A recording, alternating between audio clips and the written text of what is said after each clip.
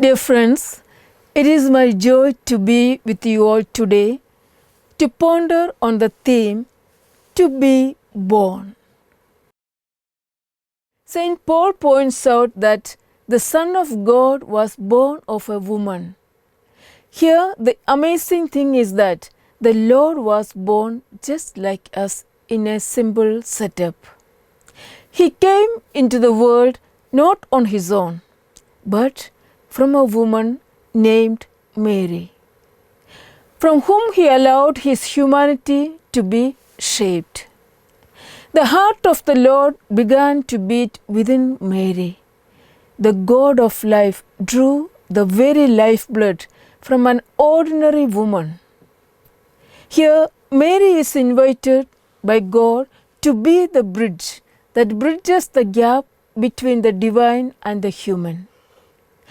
Ever since, Mary has united us to God because in her God bound himself to our flesh and he has never left it.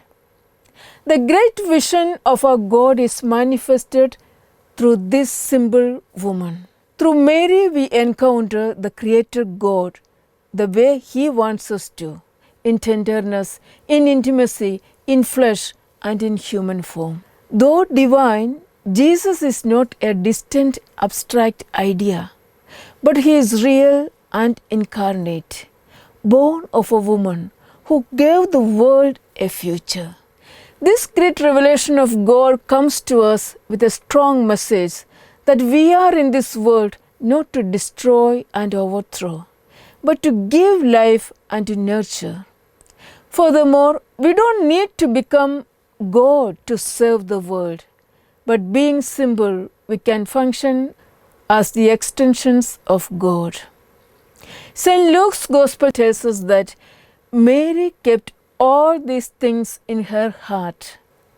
The Holy Mother of God teaches us that the first step in giving life to those around is to cherish it within ourselves, to have the capacity to contain the goodness within.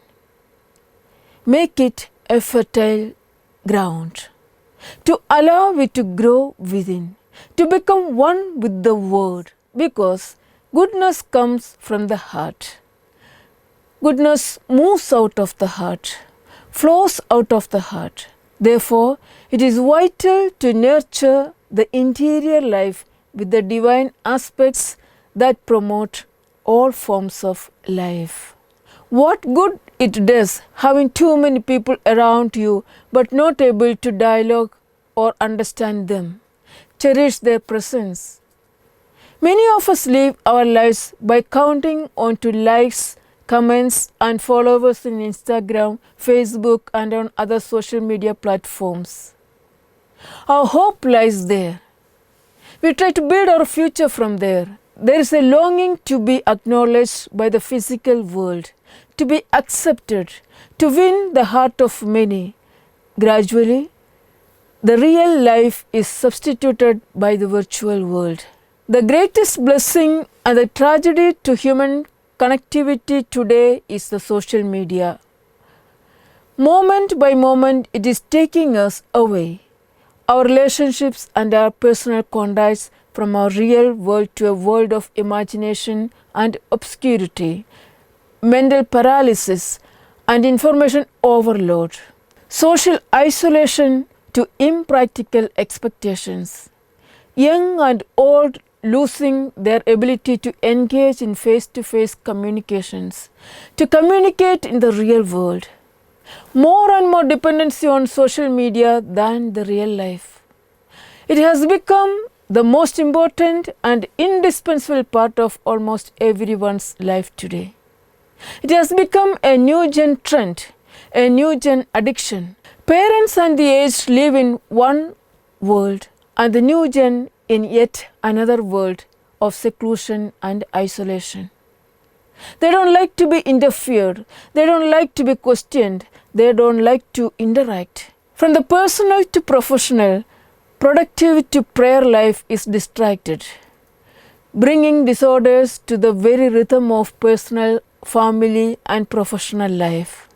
To such a chaos, the Lord is coming to be born. To a world of noise, stagnancy, and turbulence.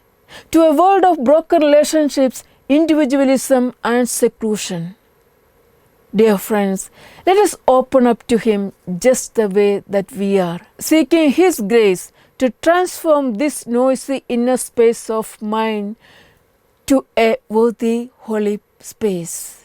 During this Advent, let us take into consideration one point, that is to promote life in every form and care for the same. Let it begin with our personal life, with our family life. May Mary, our Mother, accompany us in our search for purity of thoughts and mind. Amen.